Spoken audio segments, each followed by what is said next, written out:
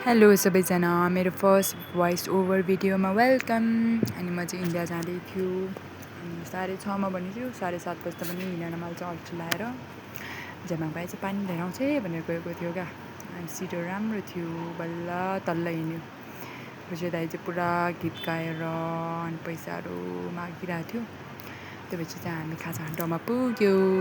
अनि त्यहाँ चाहिँ म खाजा नखाएर कुरकुरे कम खायो। त्योपछि फेरि काँक्रो बेच्न आउँदो रहेछ, फेरि काँक्रो नै खायो।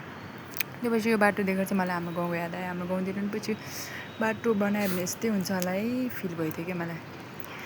किनभने चाहिँ त्यस्तै खोला नालाको साइडमा थियो नि त। अनि बाटो नि राम्रो थियो। अनि यो चाहिँ पहिला हामी इन्डिया जाँदाखेरि यो ठाउँ कस्तो राम्रो थियो भने अहिले त हिलो हिलो। त्योपछि जमाङ भाइ त आनन्दले सुतेर बसेछ। त्योपछि म फेरि खाजा खाने ठाउँमा रोकेको थियो। म चाहिँ फेरि निस्क्यो अनि म चाहिँ चटपट खायो फेरि जङ्क फुड मात्रै, किनभने खानाहरू मिठै थिएन क्या त्यो बाटो बिचको। अनि हामी चाहिँ बोर्डरमा पुगेको हो। अनि बोर्डरमा चाहिँ चेकिङ कडा भइरहेको थियो कि केटीहरूलाई त झन् यस्तो कडा चेकिङ गरिरहेको थियो। त्योपछि हामी फेरि यहाँ इमिग्रेसनमा हो यो चाहिँ। अनि त्योपछि हामी ठन्डा खायो गर्मीले गर्दा। अनि त्योपछि यो कहाँको खाना त नेभर एभर कसले नखानु होला सबैजना, एकदम नमिठो वर्स्ट एक्सपिरियन्स एभर।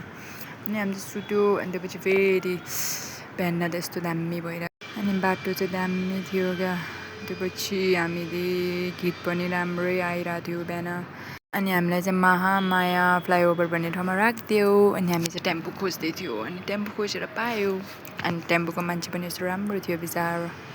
त्योपछि हामीलाई खमसुङले लिन आइरहेको थियो क्या। अनि खमसुङ चाहिँ हामीलाई लिन आएर अनि पछि मेरो सुर्केस बोकेर जाँदैछ ट्याउँ लगाएर मान्छे बिजी भइरहेछ क्या पुरा आज। त्योपछि त आम्मामा बिल्डिङहरू हेर्नुहोस् त कत्रो ठुलो थियो। अनि यो चाहिँ हाम्रो अघिको क्लिप हो क्या। त्यो के अरे त्यो दाइसँग गफ गरेको क्लिपहरू। कति गर्मी छ भनेको त हाम्रो त यहाँ कुनै गर्मी के अरे गर्मी यो त केही होइन यस्तो भनिरहेको थियो। माई गड यो के होइन भने चाहिँ अर्को त कस्तो हुन्छ होला अर्को दिनतिर त हावै गर्मी आइरहेको थियो, यस्तो डेन्जर हावै तातो भइरहेको थियो। अनि त्योपछि हामी चाहिँ एपार्टमेन्टमा पुगेको थियो। खमसुङहरू पनि गयो त्योपछि।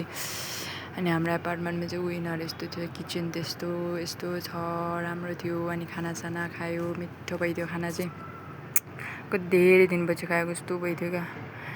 त्योपछि हामी त्यही हो। अनि त्योपछि म चाहिँ नक्कली पारेर पुरा टेरेसमा कपाल छाडेर बसिरहेको थियो। By by.